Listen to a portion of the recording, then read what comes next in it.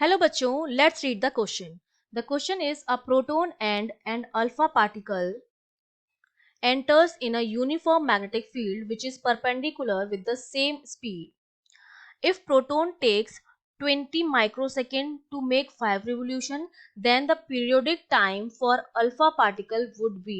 तो alpha particle के लिए पीरियोडिक टाइम कितना होगा वो हमें कैलकुलेट करना है. ठीक है, तो इसके क्वेश्चन के की कॉन्सेप्ट के लिए मुझे क्या पता होना चाहिए, मुझे निकालना है time period for alpha particle. तो हमें पता होना चाहिए कि जब भी कोई charge moving charge magnetic field में जाएगा तो उसको जितना टाइम लगता है, तो टाइम पीरियड उसका होता है that is given by 2 pi m upon q b. इसका मतलब मेरा जो टाइम पीरियड होता है वो डिपेंड करता है एक तो मास पर चार्ज पार्टिकल के, एक उसके चार्ज पर, और एक उसकी मैग्नेटिक फील्ड पर जो मेरा बी है. ठीक है, अब देखिए हमारे पास दो पार्टिकल्स हैं, एक तो प्रोटॉन दे रखा है और एक दे रखा है अल्फा पार्टिकल. ठीक है, एक प्रोटॉन दे रखा है आपको और एक अल्फा पार्टिकल दे रखा है. तो दोनों का जो मास होगा, इसका प्रोटॉन का मास हमने मान लिया mp है, अल्फा पार्टिकल का मास क्या होगा, m अल्फा होगा.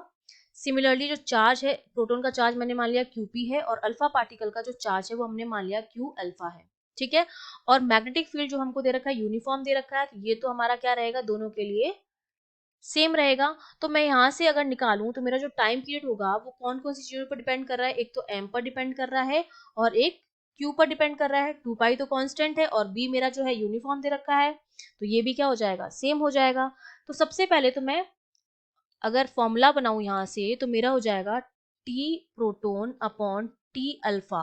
वो मेरा क्या हो जाएगा, मास के तो डायरेक्टली प्रोपोर्शनल है, तो m p upon m alpha हो जाएगा इनटू q के क्या है, इनवर्सली प्रोपोर्शनल है, तो ये हो जाएगा q alpha upon q p. ठीक है, ये इतना सा समझ में आ गया आपको. अब मुझे क्या करना पड़ेगा कि अल्फा पार्टिकल का टाइम पीरियड पूछा गया है, तो पहले मैं टाइम पीरियड जो है वो प्रोटॉन का निकालूं, क्योंकि मुझे दे रखा है कि 5 रिवोल्यूशन में इसको लगते हैं 20 माइक्रोसेकेंड. टाइम पीरियड क्या होता है, एक रिवोल्यूशन में लगने वाला टाइम.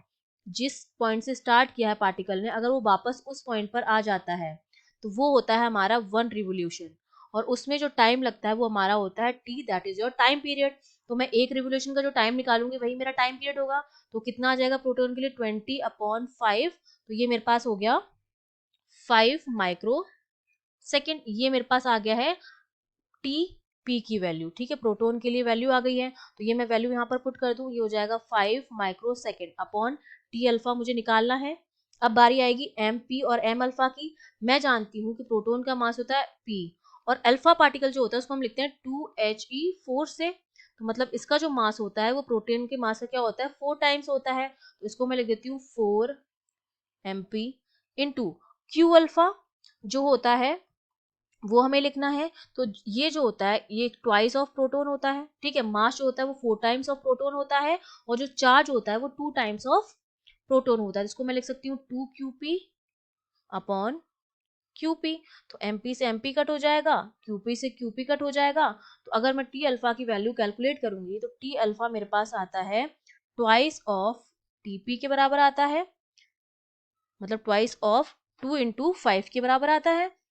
ठीक है, जो 2 इंटू 5, तो टी अल्फा जो मेरा हो गया वो कितना हो गया, 10 माइक्रो सेकेंड. ये मेरा टाइम पीरियड आ गया है अल्फा पार्टिकल्स का.